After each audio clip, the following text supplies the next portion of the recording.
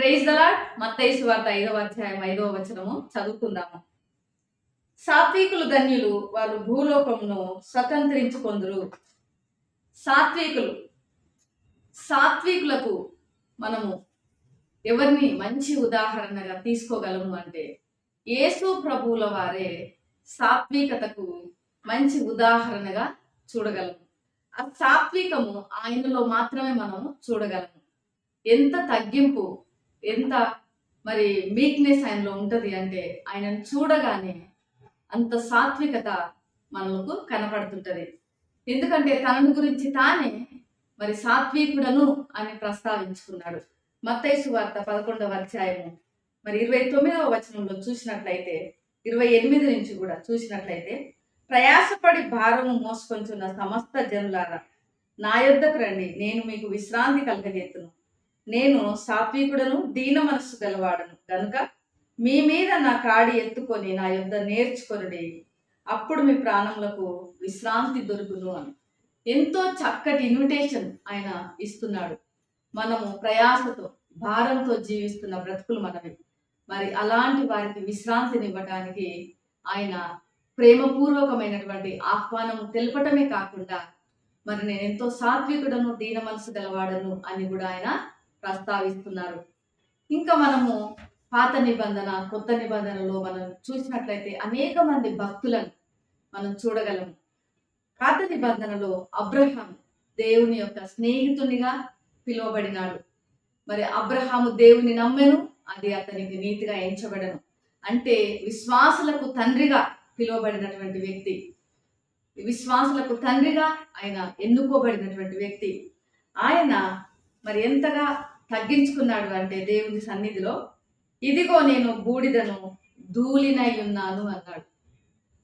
ఆయన దేవునికి అతి దగ్గరగా జీవించినటువంటి వ్యక్తి, దేవునితో ముఖాముఖిగా మాట్లాడినటువంటి వ్యక్తి, దేవునితో సొదొమ గొమొర్రా విషయంలో మరి ఒక్కొక్క మాట మాట్లాడుతూ విజ్ఞాపన చేసినటువంటి వ్యక్తిగా ఉన్నాడు.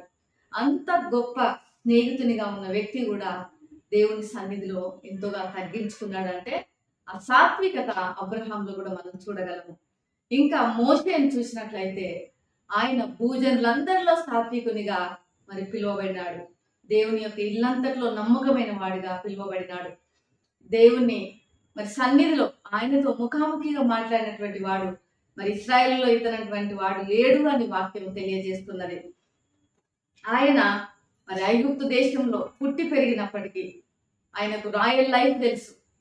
మరి రాజుగా కావలసినటువంటి పొజిషన్లో ఉన్నటువంటి వాడు, కానీ కోపంతో, ఆవేశంతో ఒక ఐగుప్తిని చంపి మిద్యాను దేశానికి మరి పారిపోయి 40 సంవత్సరాలు అక్కడ అరణ్యవాసం చేశాడు.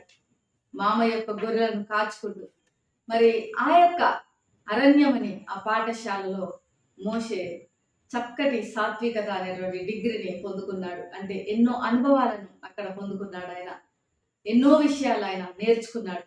అందుకే దేవుడు నా ప్రజలైన ఇశ్రాయేలీలను ఐగుప్తు బానిసత్వం నుంచి విడిపించుటకు నీవే రావాలి మోషే అని దేవుడు మోషేని ఎన్నుకొని ఏర్పాటు చేసుకొని మరి తన ప్రజలైన ఇశ్రాయేలీలను విడిపించుటకు నాయకునిగా ఆయన తీసుకొని వచ్చాడు. అంత గొప్ప నాయకుడు మోషే. ఆయన ఇంకా మరి కొత్త నిబంధనలో కూడా మనం చూసినట్లయితే అపోస్తలుడైన పౌలు గారిని మించినటువంటి సేవకుడు కానీ బోధకుడు కానీ మనకి ఎవరికి కనపడదు. ఎంతో గొప్ప విద్యావేత్త, మరి మతనిష్ట కలిగినటువంటి పరిచయుడు, తత్వవేత్త, ఎన్నో గ్రంథాలను రాసినటువంటి వాడు, మరి ఎన్నో ప్రాంతాలను తిరిగి పర్యటించి మిషనరీ ప్రయాణాలు చేసినటువంటి వాడు, సువార్త అంటే తెలియని ప్రదేశంలో యేసు ప్రభువుల వారి యొక్క రక్షణ సువార్తను ప్రకటించినటువంటి వాడు. అంత గొప్ప సేవకుడు. ఆయన అన్న మాటలు ఏమిటి అంటే, నేను అపోస్తలులందరిలో తక్కువ వాడను, పరిశుద్ధులందరిలో అత్యల్పుడను, పాపులలో నేను ప్రధానుడను అని ఇంతగా తగ్గించుకున్నాడు దేవుని సన్నిధిలో. మరి దేవుడికి ఇష్టమైనటువంటి గుణం ఏదేంటి అంటే సాత్వికత కలిగి జీవించటము. ఎప్పుడైతే మనం అతిశయంతో జీవిస్తామో దేవునికి మనము దూరస్థలంగా ఉంటాం. అదే మనల్ని మనం తగ్గించుకొని దేవుని నామాన్ని హెచ్చించి ఆయన సన్నిధిలో మనం ప్రార్థిస్తాము. దేవునికి మనం ఎంతో సమీపంగా జీవించగలం.